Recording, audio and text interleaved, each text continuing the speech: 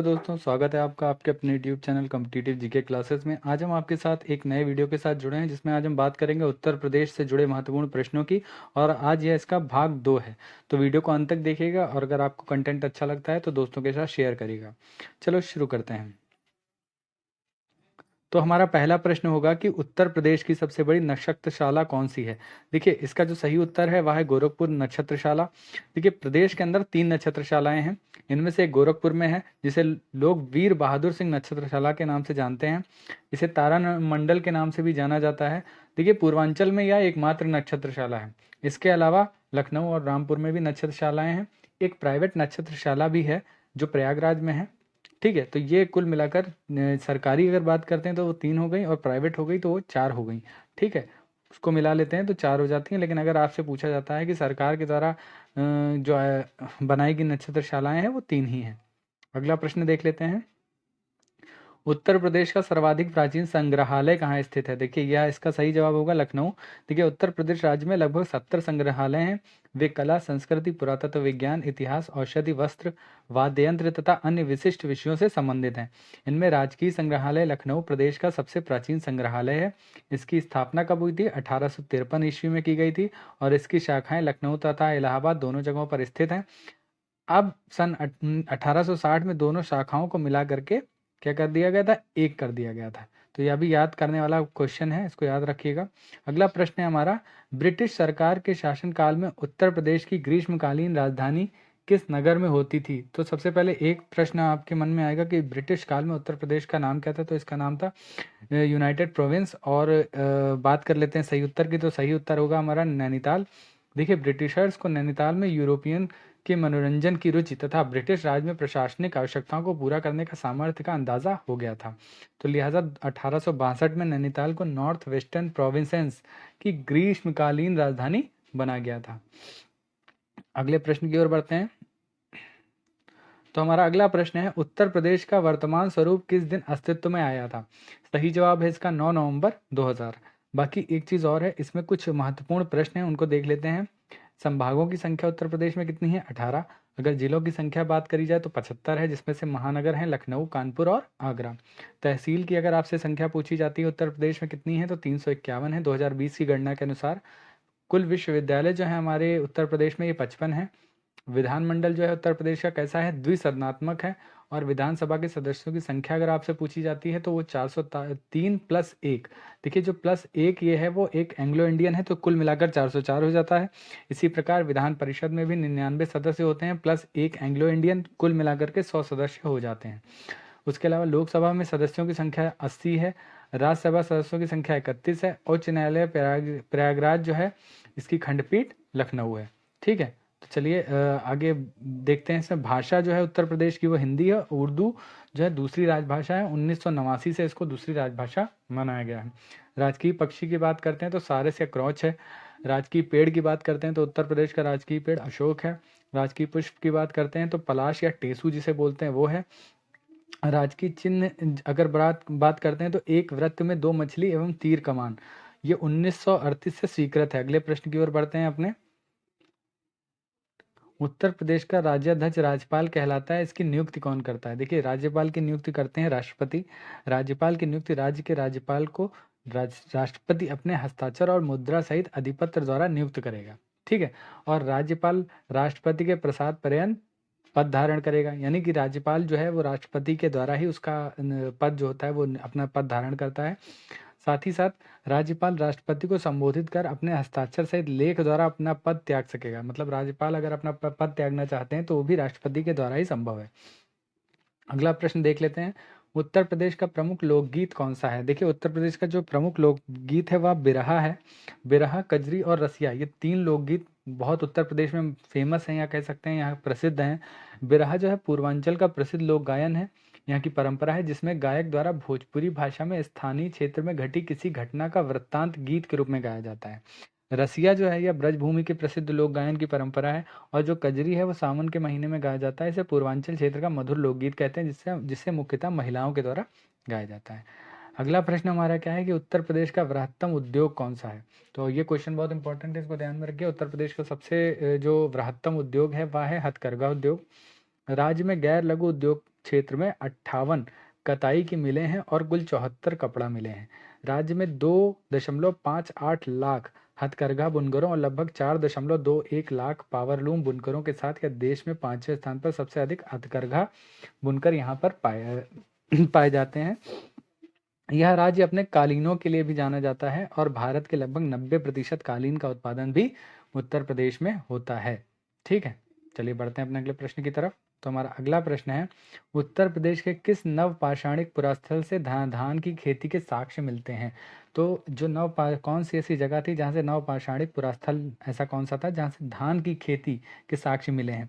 तो उसका नाम है कोल डिहवा कहाँ पर स्थित है, इसके बारे में बात कर लेते हैं।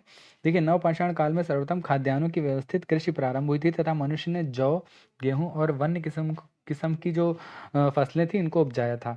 भारत उपमहाद्वीप में कोल्डिहवा है तथा मेहरगढ़ है, ये 2 नवपाषाण कालीन बस्तियां थी जहां से चावल और गेहूं के स्पष्ट प्रमाण मिलते हैं। कोल्डिहवा जो है जौनपुर से कुछ दूरी पर स्थित है। यहाँ पाषाण काल की अंतिम अवधि से मानव सभ्यता के सबसे पुराने अवशेष जैसे फसलें और मवेशियों की हड्डी आदि अवशेष पाए गए थे। तो ये कहाँ स्थित है? यह जौनपुर के पास में स्थित है। अगला प्रश्न है हमारा, वर्ष 1925 में भारतीय राष्ट्रीय कांग्रेस का अधिवेशन उत्तर प्रदेश में कहाँ हुआ था? तो इसका जो सही जवाब है वह है कानपुर में हुआ था। बढ़ते हैं अपने अगले प्रश्न की तरफ। तो हमारा अगला प्रश्न है, वर्षा के वितरण के आधार पर उत्तर प्रदेश को कितने जलवायु विभागों में बांटा गया है? इसका जो सही जवाब होगा, वर्षा के वितरण के आधार पर उत्तर प्रदेश को 2 जलवायु विभागों में बांटा गया है। देखिए, एक आर्द्र एवं उष्ण क्षेत्र और साधारण आर्द्र तथा उष्ण क्षेत्र। आर्द्र तथा उष्ण क्षेत्र को तराई क्षेत्र, जहाँ पर औसतन वर्षा 120 से 180 सेंटीमीटर, एवं पूर्वी उत्तर प्रदेश का भाग जहाँ पर 100 से 120 सेंटीमीटर में विभाजित किया गया है। अगले प्रश्न की ओर बढ़ते हैं। प्रदेश का कौन सा जिला अवनालिका अपर्दन से अधिक प्रभावित है?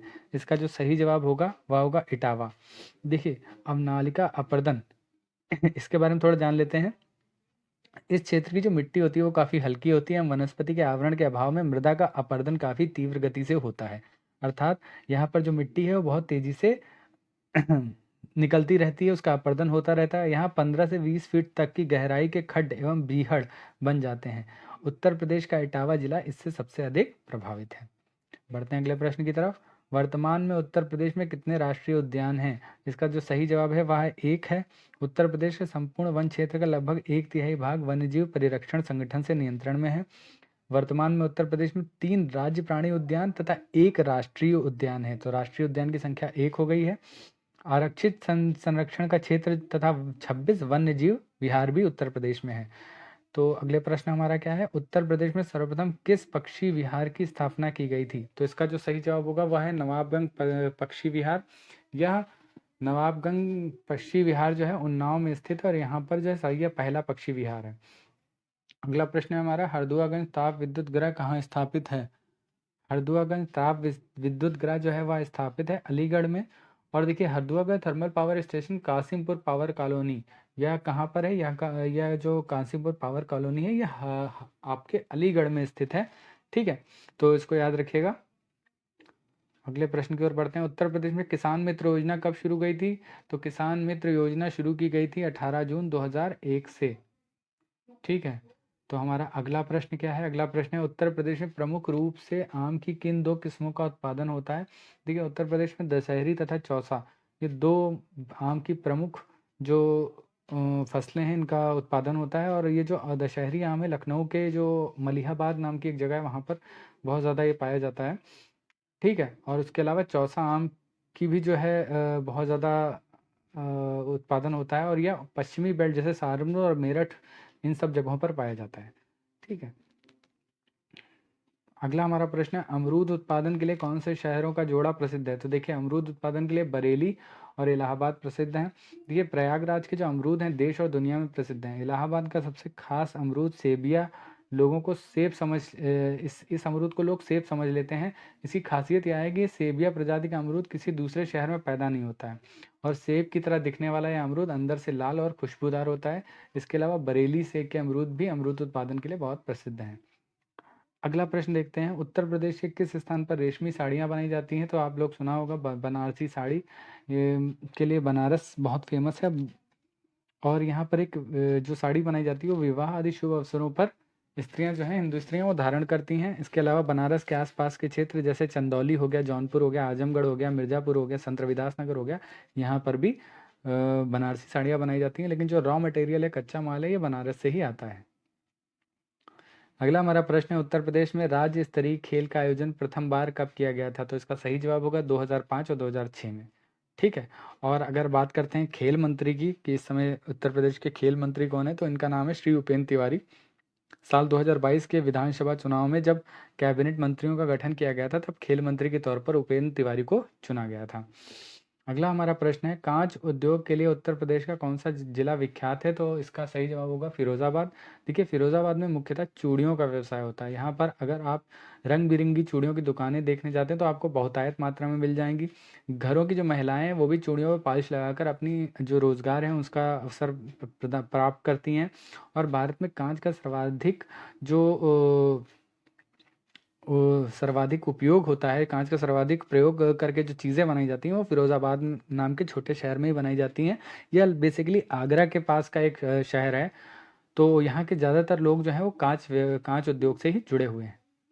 अगला जो हमारा प्रश्न है, उत्तर प्रदेश से आरंभ होने वाला सबसे लंबा राष्ट्रीय राजमार्ग कौन सा है? तो इसका सही जवाब होगा NH-19। देखिए, सबसे लंबा राष्ट्रीय राजमार्ग NH-19 है। NH-19 भारत का एक प्रमुख राष्ट्रीय राजमार्ग है। यह राष्ट्रीय राजमार्ग उत्तर प्रदेश में है और यह गाजीपुर को बिहार के पटना से जोड़ता है। और यह राजमार्ग जो है 19,240 किलोमीटर लंबा है और बलिया, छपरा, सोनपुर, इडुवोई और हाजीपुर से होकर गुजरता है। अब अगला प्रश्न है हमारा, लखनऊ योजना किसके विकास से संबंधित है? देखिए, लखनऊ योजना सड़कों के विकास से संबंधित है।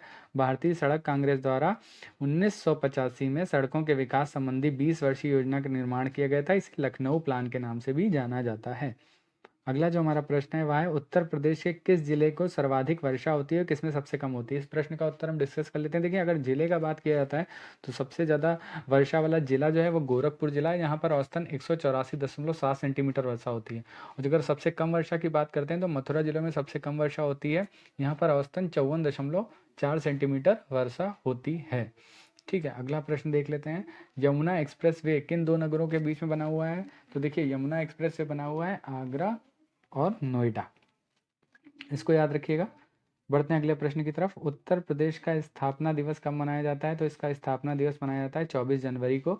उत्तर प्रदेश सरकार प्रतिवर्ष 24 जनवरी को उत्तर प्रदेश दिवस मनाती है। इसी दिन 1950 में तत्कालीन यूनाइटेड प्रोविंस का नाम बदलकर उत्तर प्रदेश किया गया था। चलिए, अगला प्रश्न है उसकी तरफ बढ़ते हैं, राज्य को संविधान द्वारा प्रदत्त सभी शक्तियों को प्रयोग करने एवं कार्य करने का अधिकार किसे प्राप्त है? देखिए, उसका सही जवाब होगा मंत्रिमंडल। देखिए, मंत्रिमंडल और उसकी समितियों द्वारा लिए जाने वाले निर्णय देश के शासन की बुनियाद है तथा नीति निर्धारण और साथ साथ सरकार के कार्यक्रमों, नीतियों, योजनाओं, परियोजनाओं और स्कीमों के प्रभाव को आकलन करने के लिए आधार की भूमिका भी नियति है। ठीक है। अगले प्रश्न की ओर बढ़ते हैं, नृत्य की कौन सी शैली उत्तर प्रदेश की देन है? इसका सही जवाब होगा कथक शैली। देखिए, कथक जो है उत्तर भारतीय शास्त्रीय नृत्य है और कहे सो कथक कहलाए, अर्थात कथा को नृत्य के रूप में वर्णित करना ही कथक कहलाता है। तो इसको याद रखिएगा। एक प्रश्न और बनता है, प्राचीन काल में कथक को कुशीलव के नाम से जाना जाता है। तो यह भी प्रश्न महत्वपूर्ण है कि आपसे पूछा जाता है कि प्राचीन काल में कथक को क्या कहा जाता था? तो इसे कुशीलव कहा जाता था।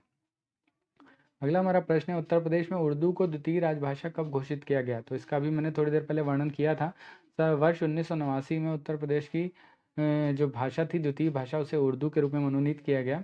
उत्तर प्रदेश राजभाषा अधिनियम 1951 द्वारा उत्तर प्रदेश को 1989 में राज्य की दूसरी आधिकारिक भाषा के रूप में उर्दू को घोषित किया गया था। हिंदी के बाद उर्दू राज्य में सबसे अधिक बोली जाने वाली भाषा है। अगला प्रश्न देखते हैं, उत्तर प्रदेश में केंद्रीय विश्वविद्यालयों की संख्या कितनी है? तो देखिए, इसका सही जवाब होगा 4। उत्तर प्रदेश में 4 केंद्रीय विश्वविद्यालय हैं। नंबर 1 बनारस हिंदू विश्वविद्यालय वाराणसी, दूसरा अलीगढ़ मुस्लिम विश्वविद्यालय, तीसरा डॉक्टर भीमराव अंबेडकर विश्वविद्यालय लखनऊ और चौथा इलाहाबाद विश्वविद्यालय। अगला प्रश्न देख लेते हैं, उत्तर प्रदेश राज्य खेलकूद परिषद का गठन कब किया गया था? तो इसका सही जवाब होगा 1955 और 1956 में लखनऊ में किया गया था। बढ़ते हैं अपने अगले प्रश्न की तरफ, उत्तर प्रदेश में जैन एवं बौद्धों दोनों धर्मों का प्रसिद्ध तीर्थ कौन सा है? तो इसका तो है सही जवाब होगा कौशाम्बी। देखिए, कौशाम्बी भारतीय राज्य उत्तर प्रदेश का एक जिला है। बौद्ध भूमि के रूप में प्रसिद्ध कौशाम्बी उत्तर प्रदेश राज्य का एक जिला है। कौशाम्बी बुद्ध काल की परम प्रसिद्ध नगरी जो वत्स देश की राजधानी थी। इसका अभिज्ञान तहसील मंझनपुर जिला इलाहाबाद में प्रयाग से 24 मील पर स्थित कोसम नाम के ग्राम से किया गया है। यह नगरी जमुना पर बसी हुई थी। तो कौशाम्बी को याद रखना है आपको। बढ़ते हैं अगले प्रश्न की तरफ। तो हमारा अगला प्रश्न है, उत्तर प्रदेश में परमाणु विद्युत केंद्र कहाँ स्थापित है? तो इसका जो सही जवाब होगा, इसका सही जवाब है नरौरा। देखिए, नरौरा परमाणु ऊर्जा स्टेशन, जिसे NAPS कहते हैं, यह भारत के उत्तर प्रदेश में बुलंदशहर जिले के नरौरा दिबाई तहसील में स्थित एक परमाणु ऊर्जा संयंत्र है।